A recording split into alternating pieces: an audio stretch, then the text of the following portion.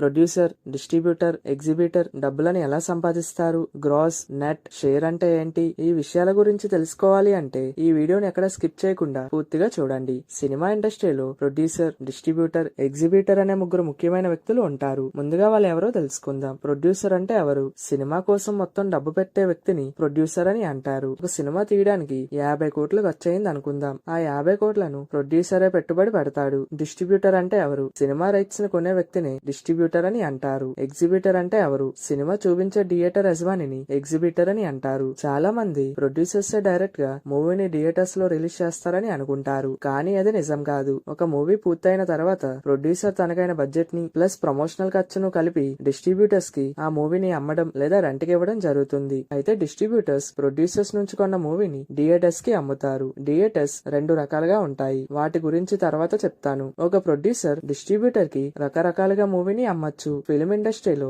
General గా 3 methods ని follow అవుతారు. Number 1, commission based system. ఈ కమిషన్ బేస్డ్ సిస్టమ్ లో ఏం జరుగుతుందంటే డిస్ట్రిబ్యూటర్ డబ్బులు పెట్టి ప్రొడ్యూసర్ నుండి మూవీని కొనుక్కోడు. ప్రొడ్యూసర్ నుండి డిస్ట్రిబ్యూటర్ మూవీని తీసుకుంటాడు, కానీ డబ్బులు ఇవ్వడు. ఎప్పుడైతే టికెట్ల అమ్మకం జరుగుతుందో ఆ వచ్చే డబ్బుల్లో కొంత కమిషన్ ని డిస్ట్రిబ్యూటర్ తీసుకుంటాడు. ఇది 5% అవ్వచ్చు, 10% అవ్వచ్చు, ఎంతైనా ఉండొచ్చు. ఈ కమిషన్ ని producer and distributor movie release అవ్వకముందు డిస్కస్ చేసుకుని ఫిక్స్ చేసుకుంటారు. ఈ సిస్టమ్ లో డిస్ట్రిబ్యూటర్ కి ఎలాంటి నష్టం ఉండదు, ప్రొడ్యూసర్ పైన మొత్తం రిస్క్ ఉంటుంది. జనరల్లీ ఇలాంటి ప్రాసెస్ లో చిన్న సినిమాలు నడుస్తాయి. Number 2, out right sale. ఈ అవుట్ రైట్ సేల్ లో ఏం జరుగుతుందంటే ప్రొడ్యూసర్ ఒక సినిమా కోసం 200 కోట్లు ఖర్చు పెట్టాడు. అయితే డిస్ట్రిబ్యూటర్ కి మాత్రం ఆ మూవీ రైట్స్ ని 250 కోట్లకి అమ్ముతాడు. అలా ప్రొడ్యూసర్ కి మూవీ రిలీజ్ అవ్వకముందే 50 కోట్ల లాభం వచ్చేస్తుంది. ఆ తర్వాత సినిమా హిట్ అయినా ఫ్లాప్ అయినా ప్రొడ్యూసర్ కి ఎలాంటి నష్టం ఉండదు. ఇప్పుడు రిస్క్ మొత్తం డిస్ట్రిబ్యూటర్ పైనే ఉంటుంది. లాభం వచ్చినా నష్టం వచ్చినా డిస్ట్రిబ్యూటరే భరిస్తాడు. Number 3, MG royalty method. ఈ ఎంజీ రాయల్టీ మెథడ్ లో ఏం జరుగుతుందంటే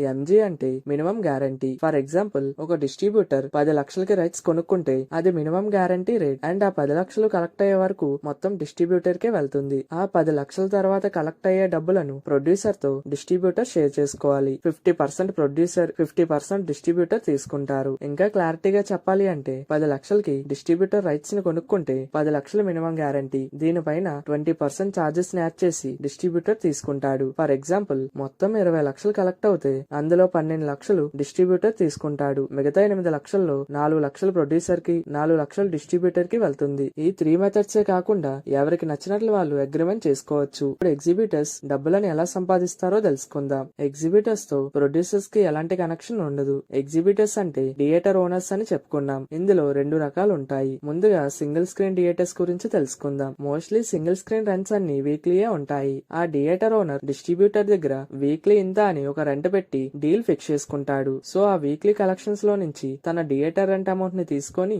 ఆ రిమైనింగ్ అమౌంట్ ని డిస్ట్రిబ్యూటర్ కి ఇస్తాడు. థియేటర్ ఓనర్ ఆ సినిమా ఎలా ఆడినా తన వీక్లీ రెంటే తీసుకుంటాడు. ఒకవేళ వీక్లీ రెంట్ అమౌంట్ కూడా రాకపోతే ఆ రిమైనింగ్ అమౌంట్ డిస్ట్రిబ్యూటరే పే చేయాలి. దాన్నే నెగిటివ్ షేర్ అని అంటారు. కానీ ప్రస్తుతం సింగిల్ స్క్రీన్ ఓనర్స్ కూడా పర్సంటేజ్ సిస్టమ్ లో డబ్బులను తీసుకుంటున్నారు. అయితే ఈ పర్సంటేజ్ ని డిస్ట్రిబ్యూటర్ మరియు ఎగ్జిబిటర్స్ తమకు నచ్చిన విధంగా ఫిక్స్ చేసుకుంటారు. ఇప్పుడు మల్టీప్లెక్స్ గురించి తెలుసుకుందాం. మల్టీప్లెక్స్ వాళ్ళు ఫస్ట్ వీక్ లో వచ్చిన నెట్ కలెక్షన్స్ లో 50% తీసుకొని మిగిలిన 50% ని డిస్ట్రిబ్యూటర్ కి ఇస్తారు. సెకండ్ వీక్ లో 60% తీసుకొని 40% ఇస్తారు. ఇంకా థర్డ్ వీక్ నుండి మూవీ ఉన్నంత వరకు వీక్లీ 70% తీసుకొని మిగిలిన 30% ని డిస్ట్రిబ్యూటర్ కి ఇస్తారు. మల్టీప్లెక్స్ థియేటర్స్ కి మూవీ టికెట్స్ పై కన్నా ఫుడ్ ద్వారానే ఎక్కువ ప్రాఫిట్స్ వస్తాయి. డిస్ట్రిబ్యూటర్ తన మూవీ కొన్న ప్రైస్ కంటే ఎక్కువ డబ్బులు వస్తే ప్రాఫిట్, లేకపోతే లాస్. ఇంకా ప్రొడ్యూసర్ మూవీని చాలా రకాలుగా అమ్ముకొని డబ్బులని సంపాదిస్తారు. OTT rights, satellite rights, audio rights, ఇంకా చాలా విధాలుగా ప్రొడ్యూసర్లు తమ మూవీపై రెట్టింపు డబ్బులను సంపాదిస్తారు. చాలా మందికి